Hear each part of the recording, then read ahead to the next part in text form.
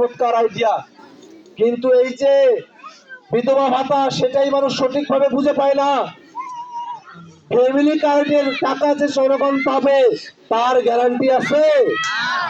এই জন্যে যেটা সরকার থেকে বরাদ্দ আসে ভাতা হিসেবে জনগণের উপকারের জন্য আসে, অসহায় মানুষের কল্যাণের জন্য যে ভাতা আসে সেই ভাতা সঠিকভাবে বন্টন করা, উপযুক্ত লোকের কাছে দেওয়া, যারা হকদার তাদের কাছে পর্যন্ত তাদের বাড়িতে গিয়ে পৌঁছায় দেওয়া, সেই রকম একটা রাজনীতি আমাদের দাঁড় করাইতে হবে। এই জন্য আমরা নিয়াত করছি, আল্লাহ যদি কবুল করে তাহলে এই কাউনিয়া পীরগাছার এই বয়স্ক ভাতা, বিধবা ভাতা, প্রতিবন্ধী ভাতা যারা ন্যায্য হকদার আছে আমরা তাদের কাছে পৌঁছায় দেব এবং মান মর্যাদার সাথে পৌঁছায় দেবো ইনশাআল্লাহ। এই জন্য আমাদেরকে সিদ্ধান্ত গ্রহণ করার সাথে সময় সাবধান থাকা লাগবে, কারণ একটা গুরুত্বপূর্ণ সিদ্ধান্ত নেওয়ার সময় এসে গেছে। ওরা আমাদের সাথে ফাঁকিবাজি করার চেষ্টা করবে। ওরা ভোটের আগের রাতে আসবে, এসে বলবে যে 5 বছর কি পাইবেন না পাইবেন সেই চিন্তা বাদ দিয়া আজকের আইতো তোমাকে যা দেন তার উপরে কালকে দিয়ে ভোটটা দিয়ে এসো। এরকম করবে না? এই ভাবে আমাদেরকে পাওয়া দেওয়া যাবে না, তাহলে সর্বনাশ হয়ে যাবে। কারণ নেতার কাছে টাকা খেয়ে যদি আমরা ভোট দেই, নেতা এসে আমাদের রাস্তা দেখায় ফেলাবে।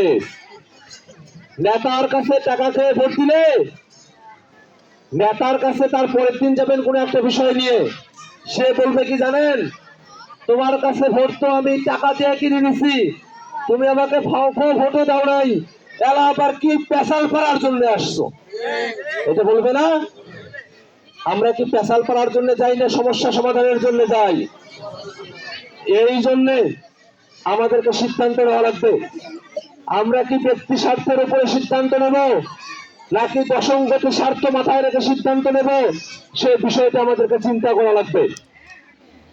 আমরা যদি দশংগত স্বার্থ বুঝি তাহলে আমরা বুঝবো যে এই বাংলাদেশের কৃষি খাত কেমন করে চলবে, কৃষি নীতি কি হবে, কৃষকেরা কি ফসলের ন্যায্য দাম পাবে কিনা, সারের দাম কমবে কিনা, বিদ্যুতের দাম কমবে কিনা, কৃষকেরা ন্যায্য মূল্য পাবে কিনা, শিক্ষানীতি কিরকম হবে, কিরকম করে তারা লেখাপড়া করে বেকারত্ব দূর হয়ে কর্মসংস্থান লাভ করবে, কেমন হলে পরে আমাদের শিক্ষানীতি স্বাস্থ্যনীতি ঠিক হলে মানুষেরা সঠিক স্বাস্থ্য সেবাটা পাবে। এই নীতিগুলো যেখানে ঠিক হয় সেই জায়গায় সঠিক মানুষকে আমাদের পাঠাইতে হবে। কারণটা হলো একটা বাড়ির মাথা মুরব্বী যদি ঠিক না থাকে ওই বাড়িটাকে ঠিক থাকবে। তেমনই ভাবে একটা দেশের মাথা মুরব্বী হচ্ছে ওই দেশের সংসদ, সচিবালয় সহ হাইকোর্ট, সুপ্রিম কোর্ট, এগুলো হচ্ছে মাথা মুরব্বী, মন্ত্রণালয় এগুলো হচ্ছে মাথা মুরব্বী। সেগুলো যদি সঠিকভাবে না চলে দেশটাকে সঠিকভাবে চলবে? এই জন্যে আমাদেরকে মাথায় রাখা লাগবে যে একজন মেম্বার শুধু এলাকার মেম্বার, একজন চেয়ারম্যান শুধু এলাকার চেয়ারম্যান, আর একজন এমপি যেমন এলাকার এমপি সে গোটা বাংলাদেশের এমপি।